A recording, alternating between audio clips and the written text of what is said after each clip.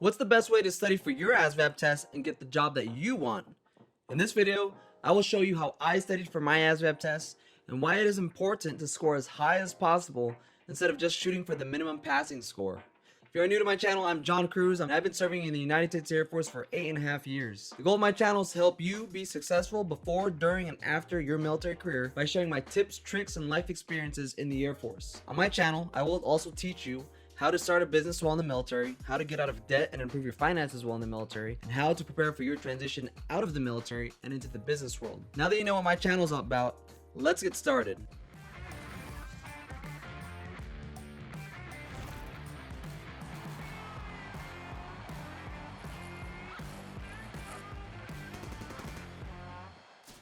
What is the ASVAB test and why does it matter?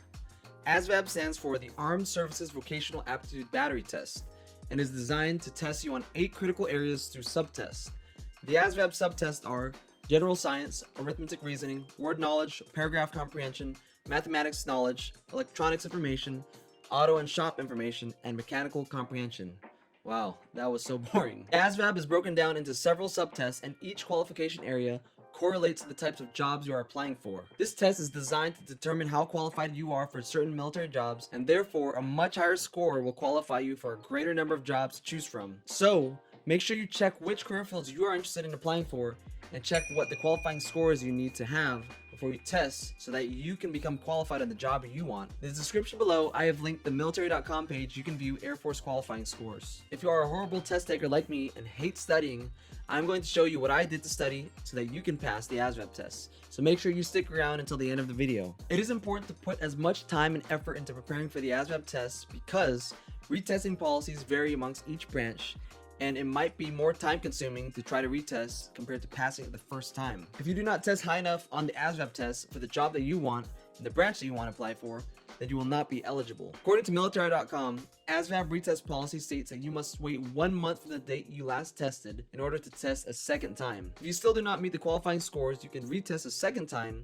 but you must wait another month before you can test. For any additional retest after testing 2 times, then you must wait 6 months. This is why it is so important you put in the time and effort the first time to qualify. When you finally meet qualification scores, you will then be able to apply for the careers you want with your recruiter. How hard was the test for me and how did I study? I took the ASVAB test back in 2010 to 2011 and only had to test once. It was easy for me because I set up a study schedule and stayed consistent with it. I was also required to take several practice tests at the recruiting station before I felt confident enough to take the official test. Before I even took the practice test at the recruiting station, I took several pre-tests and used study material I bought online and dedicated a minimum of at least 1 hour a day to study. In the description below, I have linked to the updated course materials I purchased to study for the ASVAB test. In order to study effectively, I made a schedule to focus on one area at a time so that I did not overwhelm myself with information. Studying in the morning right after a workout and in the evening before I went to sleep really helped me retain a lot of the information, and it felt a lot easier compared to studying sporadically throughout the day. Of course, this method is not a cookie cutter template for everyone, and you might have a different preference on studying, so use whatever studying method is easiest for you. For me, I always had to study in a quiet room with no distractions and had to put my phone away or else I would easily become distracted.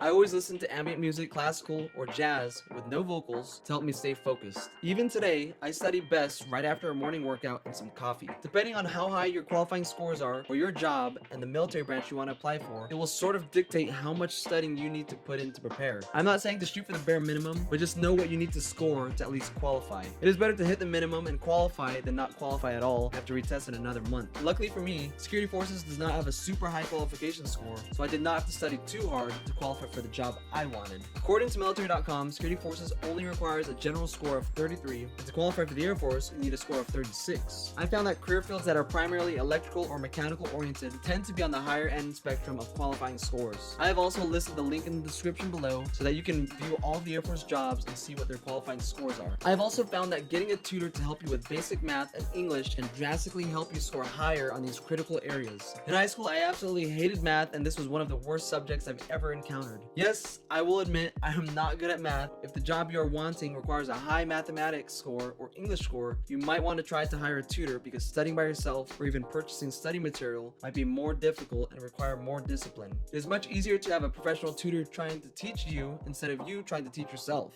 So my study recommendation recommendations to you is to buy the updated study material in the link below, set a studying schedule, stay as consistent with the study schedule as much as possible, and hire a professional tutor if needed. These are my tips on how to study for the ASVAB test, and I hope that my video has helped clarify how to study for the ASVAB test and why it is important for you to score as high as possible and put in the preparation required so that you do not need to test more than once. If you found my tips helpful, please like this video and comment below what challenges you are currently having with preparing for your ASVAB test. As always, be sure to subscribe to my YouTube channel and click the notification bell on the bottom so that you can learn all of my tips, tricks, and life experiences to be successful. If you would like me to make a specific video covering a certain topic, be sure to comment below on what future content you'd like to see. Thank you for watching my video, and if you have any further questions, please let me know.